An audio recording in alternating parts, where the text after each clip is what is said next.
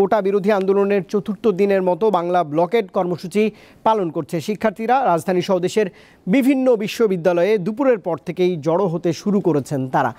শাহবাগ মোড়ে দুপুরের কিছু পর থেকেই বিভিন্ন দিক থেকে জড়ো হন শিক্ষার্থীরা। এরপর সেখানে রাস্তা বন্ধ করে দিয়ে ব্লকেড কর্মসূচি শুরু করেন তারা। এদিকে ঢাকার বাইরেও শুরু হয়েছে এই কর্মসূচি।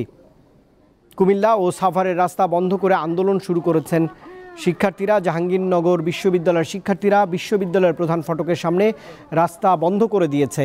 কুমিল্লায় রাস্তা অবরোধের সময় উত্তপ্ত পরিস্থিতি তৈরি হয়েছে।